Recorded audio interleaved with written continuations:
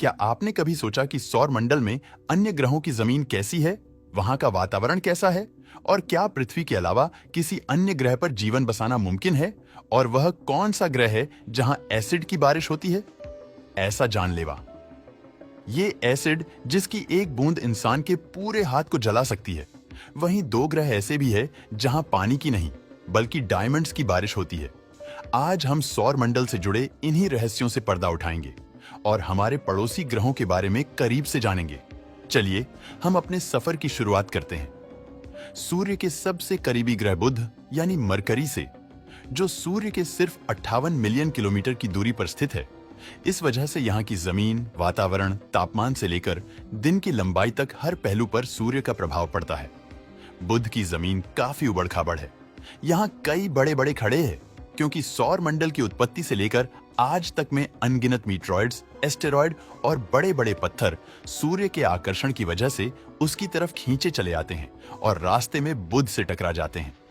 बुध ग्रह पर सूर्य की पकड़ काफी मजबूत है, जिस वजह से अपनी धरी पर नहीं घूम पाता और उसका एक हिस्सा हमेशा सूर्य की तरफ बना रहता है। जिस वजह से बुध का एक दिन पृथ्वी के 176 दिनों के बराबर होता है। बुध के सूर्य की तरफ वाले हिस्से का तापमान 450 डिग्री सेल्सियस है और यहाँ जमीन के कई हिस्से लावा से भी ढंके हुए हैं। यानी अगर कोई जीव यह कदम रखेगा तो वह पलक झपकते ही जलकर राख हो जाएगा। इसलिए सौर मंडल का नरक भी कहा जाता है।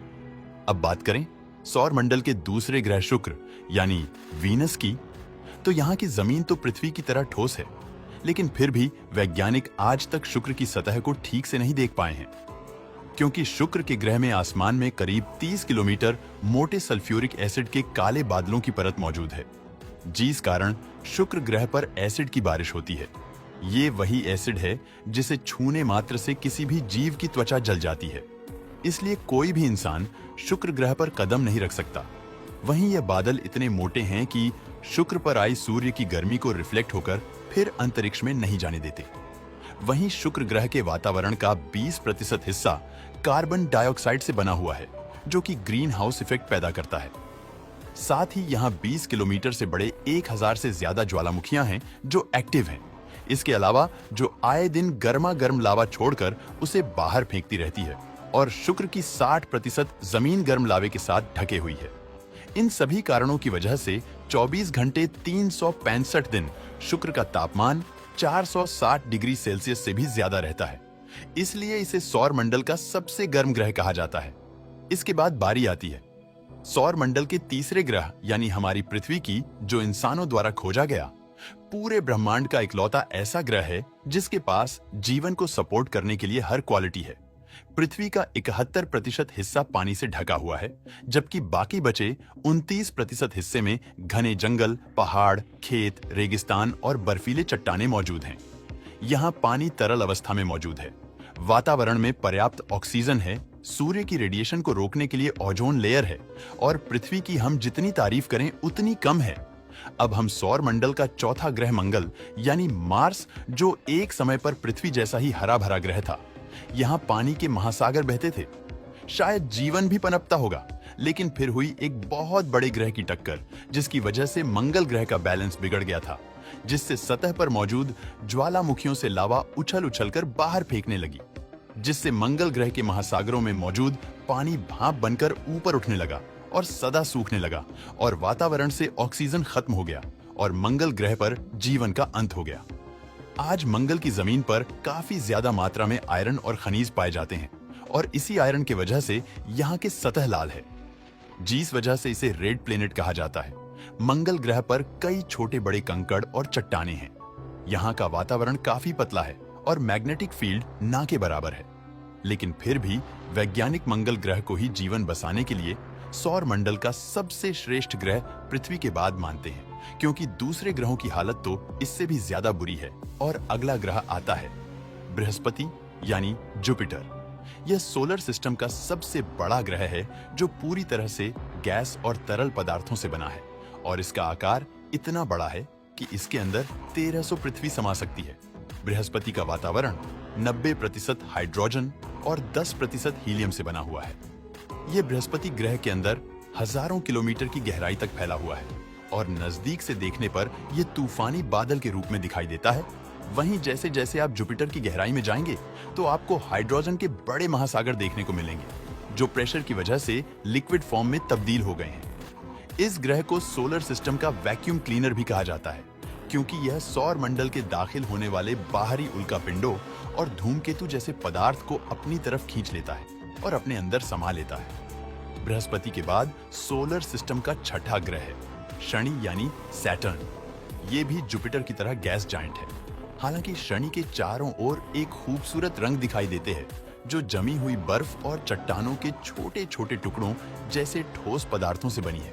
जब ये बर्फ सूरज की किरणों को रिफ्लेक्ट करती है तो ये चमकती हुई दिखाई पड़ती है। शनि का वायुमंडल 96% हाइड्रोजन, 3% हीलियम और लगभग 1% अमोनिया जैसी गैसों से बना है। इस वातावरण से जुड़ी एक दिलचस्प बात यह है, शनि के ऊपरी परत की हवाएं लगभग 18 किलोमीटर प्रति घंटे की धीमी गति से चलती है, लेकिन गहराई में उसकी रफ्तार 2000 किलोमीटर प्रति घंटे तक बढ़ जाती है, जो किसी भी चीज को तहस महस कर सकती है। इस कारण शनि पर स्पेसक्राफ्ट भेजना मुश्किल ही नहीं, नामुमकिन है। चलिए अब चलते हैं सौर मंडल के साथ वे ग्रह अरुण यानी यूरेनस की तरफ, जो गैस का गोला है, यानी यूरेनस की जमीन पर आप खड़े नहीं हो सकते। हालांकि इस प्लेनेट पर बर्फ की मात्रा अधिक है और यहाँ का तापमान -224 डिग्री सेल्सियस है, इसलिए इसे बर्फीले गैसीय ग्रह के रूप में जाना जाता है।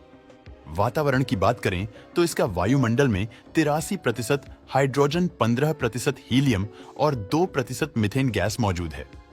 ये एक शॉकिंग बात यह है कि यूरेनस पर भी बारिश होती है, लेकिन पानी या एसिड की नहीं, बल्कि डायमंड्स की। जी हाँ, वही डायमंड्स जिसे पृथ्वी पर सबसे कीमती क्रिस्टल माना जाता है, और इन डायमंड्स की फॉर्मेशन भी यूनिक है। दरअसल यहाँ के वातावरण में तापमान और दबाव दोनों ज्यादा है और इसके कार्बन एटम को क्रश करके डायमंड बनाने की क्षमता है, जिस वजह से डायमंड्स की बारिश होती है। अंत में सौर मंडल का 8वां ग्रह है वरुण यानी नेपच्यून। यह भी गैसीय ग्रह है और अन्य गैसीय ग्रहों की तरह इसके चारों ओर रिंग्स मौजूद हैं। हालांकि ये छल्ले बहुत पतले और धुंधले होते हैं, जिसे देखना मुश्किल हो जाता है। नेपच्यून के वायुमंडल में 74% हाइड्रोजन, 25% हीलियम और लगभग 1% मीथेन गैस है। इसके मंडल में बर्फीले बादल भी होते हैं और इसकी कोई ठोस सतह नहीं है, नीले रंग का दिखाई देता है और यहाँ हवाएं लगभग 2000 किलोमीटर प्रति घंटे की रफ्तार से चलती है और यहाँ भी डायमंड की बारिश होती है। चौंकाने वाली बात यह है कि नेपच्यून को सूर्य का एक चक्कर पूरा करने में पूरे लगभग 165 साल लगते हैं, जो सौर मंडल के किसी भी अन्य ग्रह से कई गुना अधिक है। दोस्तों, उम्मीद है कि इन सभी ग्रहों की जमीनी हालत के बारे में जानकर आपको मजा आया होगा। आपको कौन सा ग्रह पसंद आया, हमें कमेंट करके जरूर बताना।